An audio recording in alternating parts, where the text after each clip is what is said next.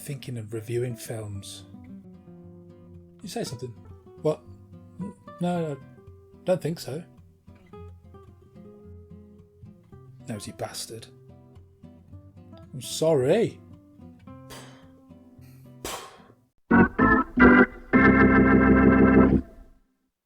Hi and welcome back to Game Over Movie Reviews. If you're new here, I'd appreciate it if you considered subscribing and drop a like on this video if you enjoy it. I'm Thinking of Ending Things was added to Netflix last week, Friday I think it was, and is written and directed by Charlie Kaufman and stars Jessie Plemons, Jessie Buckley, David Thewlis and Toni Collette.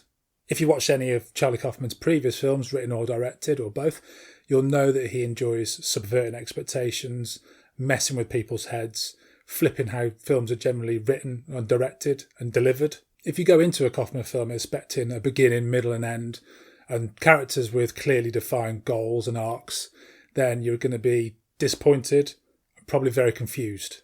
To a greater or lesser extent, I've enjoyed all of Kaufman's films that I've seen, being John Malkovich, Adaptation, Anomalisa, Synecdoche, New York, Eternal Sunshine of the Spotless Mind, of course. Those last two I really enjoy. So I went into I'm Thinking of Ending Things knowing what to expect, or more importantly, knowing what not to expect. We follow Lucy, or is it Lucia or Louisa, played by Jessie Buckley, and she travels with her recent acquired boyfriend to his parents' farmhouse to meet the parents for the first time. Through narration, we know that Lucy is thinking of ending things, whether that's the relationship or perhaps more drastically her life. But at this point, it's fairly clear it's the relationship because she begins to talk about Jake, her current boyfriend, and how she's not really into him that much.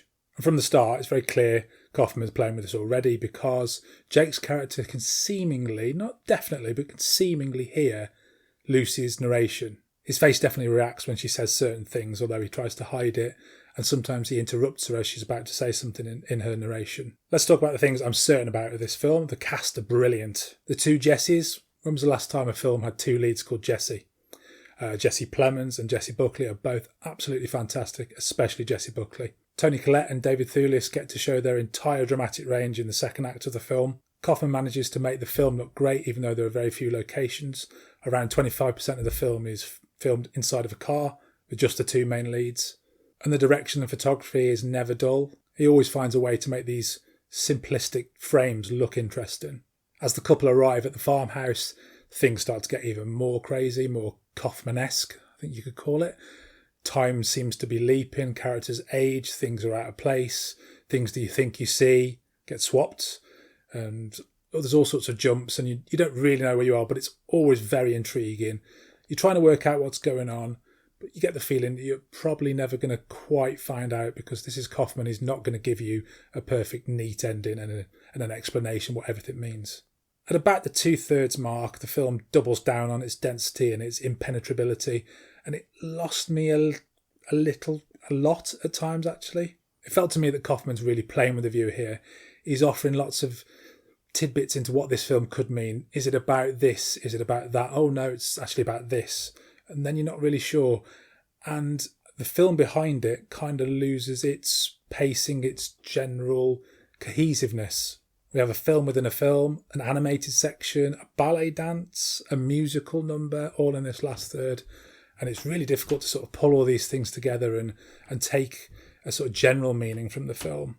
I've not read the novel that this book is based on, but it's from reading into it, it seems that Kaufman has taken away the ending of this film, which brings everything together a little bit and it tries to explain what's going on. A kind of a twist, really.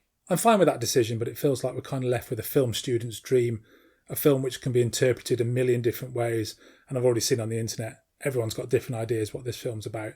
If you've not read the novel, you don't have that insider knowledge about what the film is trying to do. It means for those of us who haven't read the novel, it's difficult to connect with this film. I was enjoying it the first 2/3. It was very interesting. I was totally intrigued. I was totally bought into all the characters. I really enjoyed all the performances and the direction.